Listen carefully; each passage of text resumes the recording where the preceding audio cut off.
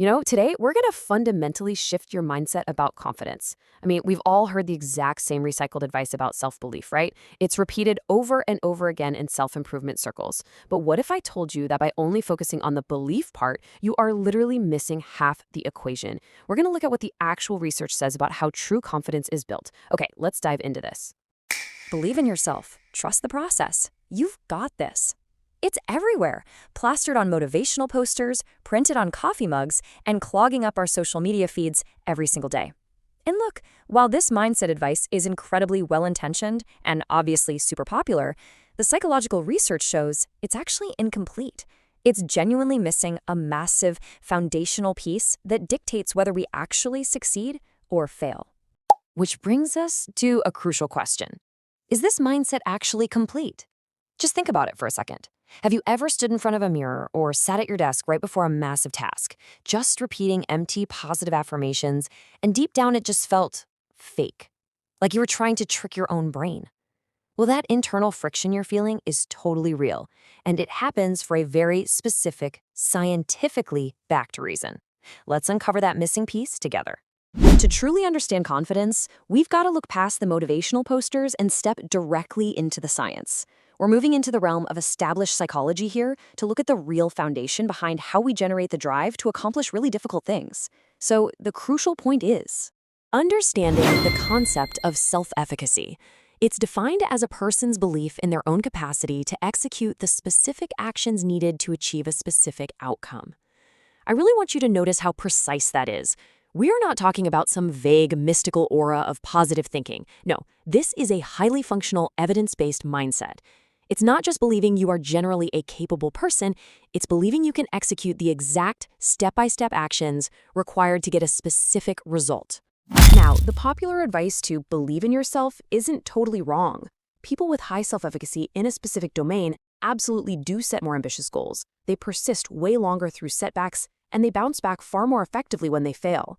This research foundation is incredibly solid, and it's totally worth taking seriously because it's not just feel-good fluff, it drives real-world outcomes. But, and this is a big but, that brings us to the part the posters leave out. The popularized, highly aesthetic version of self-belief completely strips away the most critical nuance from the research.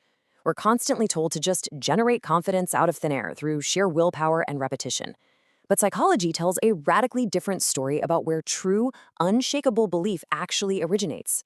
The strongest, most reliable source of genuine self-belief is not affirmation. It's just not.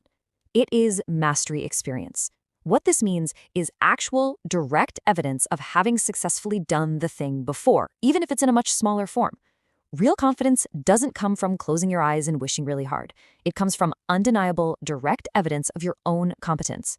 Handing out believe in yourself as free-floating advice disconnected from actual competence building is basically asking you to generate a psychological state that requires real accomplishment to exist. There is just a night and day difference here. On one side, we have pure affirmation, the internal repetition of a belief. On the other, mastery experience, direct evidence of competence. And this brilliantly illustrates why combining belief building with actual skill practice is considerably more effective than affirmation alone. Research comparing these approaches shows that simply repeating a belief internally just cannot compete with the grounding reality of having actually done the work. In fact, relying solely on that internal repetition isn't just ineffective, it can actually cause harm. Let's look at why pure positive thinking sometimes completely backfires. When you try to force a mindset that aggressively contradicts your current reality, you generate a massive amount of internal friction. Your brain isn't stupid. It knows when you haven't put in the reps. It knows when the evidence just isn't there. Psychology actually tells us that a belief with no supporting evidence can feel false, not empowering.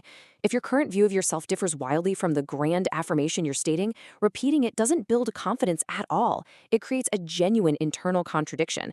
It feels super uncomfortable. A stated belief unsupported by actual evidence isn't just neutral. For a lot of people, it becomes a literal source of stress because of that huge gap between what they are saying and what they have actually achieved. But obviously, this presents a pretty huge paradox, right? So is self-belief irrelevant until you've already succeeded? If you absolutely need evidence to believe in yourself, how do you ever start something completely new? It sounds entirely circular. If you can't be confident until you succeed, how in the world do you get the confidence to make that very first attempt? Well, the realistic picture is more of a gradual bootstrap mindset.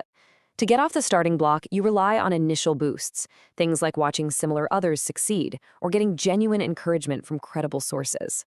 Borrowed belief is a totally fine and genuinely useful way to start. It gets you moving.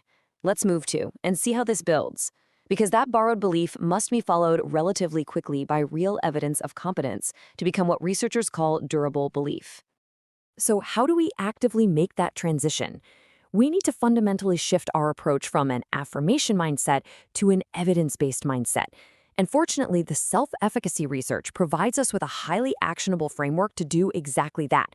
We don't have to just sit around hoping to feel confident. We can deliberately pair our belief with a concrete plan to generate real evidence and generate it quickly. This gives us a highly pragmatic, three-step playbook. Now, what's really interesting about this slide is how you can apply it right now. Step 1, seek small, genuinely winnable challenges early. Don't start with the most ambitious version of your goal right out of the gate. Deliberately generate real, modest mastery first. Step 2, deliberately track and review evidence of your actual competence. Having a concrete record gives your belief something real to stand on, rather than just relying on how confident you happen to feel on any given Tuesday. And step 3, treat affirmation as a starting nudge. It's useful for getting started, sure, but it's intended to be replaced relatively quickly by genuine evidence. Let's zoom out and look at the real takeaway here. The honest conclusion is that believe in yourself was never wrong exactly. Self-efficacy is incredibly powerful and it genuinely predicts success. It is a completely fine starting point. The problem is just that, as standalone advice disconnected from building real competence, it is an incomplete destination. There is a stark, undeniable contrast between the myth and the reality here. The myth is that confidence comes first and just stays there all on its own, magically carrying you through to the finish line. But the scientifically proven reality? Durable confidence is built one small piece of evidence at a time. It was never supposed to be generated from thin air. It was supposed to come from something real, something you built deliberately. So I want to leave you with this final provocative question to reflect on today. What is a skill in your own life where your confidence actually came from real, undeniable evidence and not just belief? Think about something you're genuinely great at.